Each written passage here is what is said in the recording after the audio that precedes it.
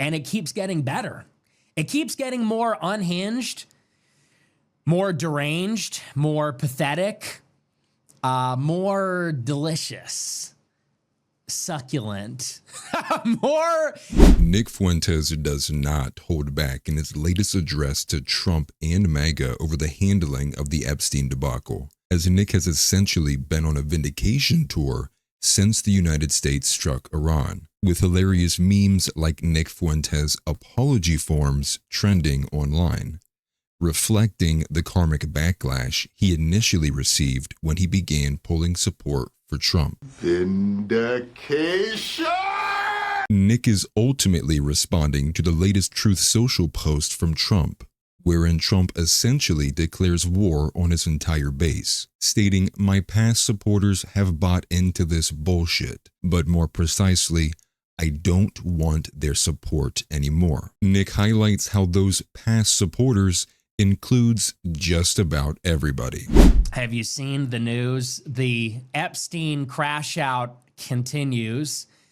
We're on day 9 or 10 of Trump's ongoing epic crash out meltdown over Jeffrey Epstein and the burial cover-up of the files by the Department of Justice. And it keeps getting better.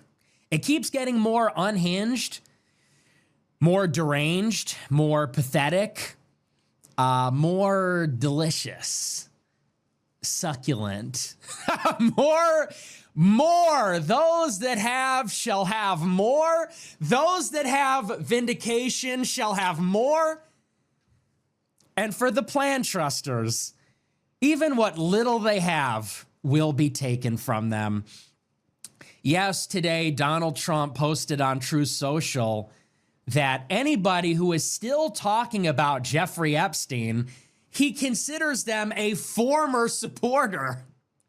He said, if you're still talking about Epstein, you're banished.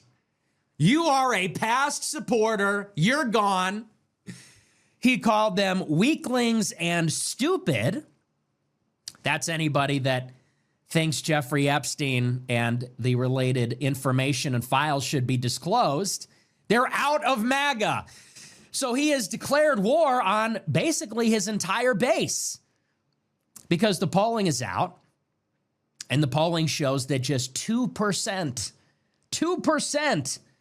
of the population is satisfied with the disclosures that we've gotten so far. Just 14% of voters approve of how Trump has been handling the situation. So if he says that anybody that has a problem with this is out of MAGA, they're weaklings, they're stupid, I think that's everybody. Well, I shouldn't say that's everybody. It's almost everybody except for Ben Shapiro. So in the final calculation, in the end, who is left in MAGA after our golden age? Second administration. It's going to be different this time.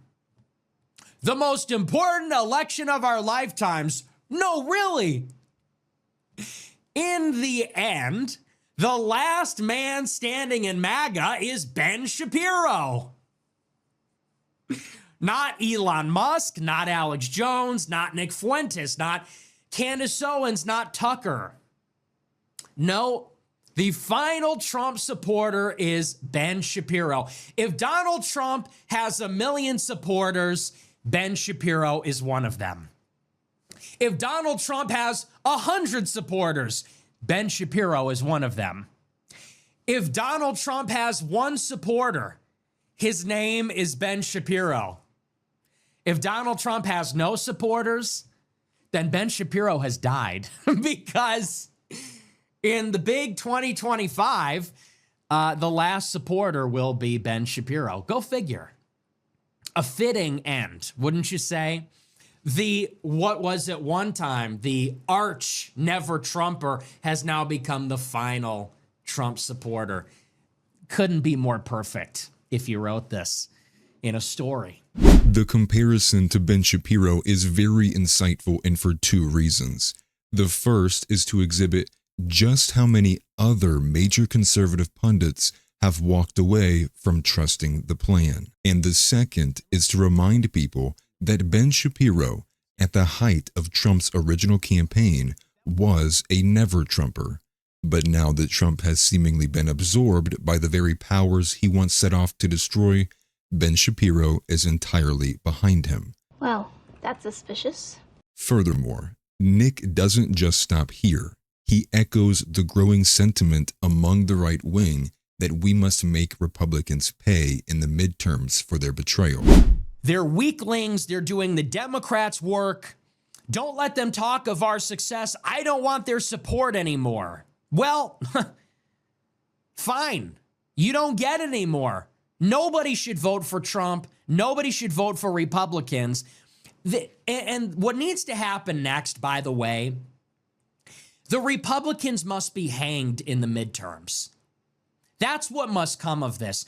Trump must fucking pay for this statement to say, I don't want your support anymore. Every single Trump supporter, every single Republican needs to say, okay, bet. You don't want our support? Forget about the midterms. Forget it. The 2026 midterms, it just needs to be a Democrat avalanche at this point. And that's not because I'm a Democrat. I'm not. I don't like the Democrats. I hate the Republicans more because the Republicans are traitors. Because I have voted for Republicans, I have supported Republicans, and they shit on our face. We never vote for the Democrats. We never support them. They're our enemies. They hate us. We have hated them. They try to undercut our lives, our demographic, and as a result, we consider them the enemy.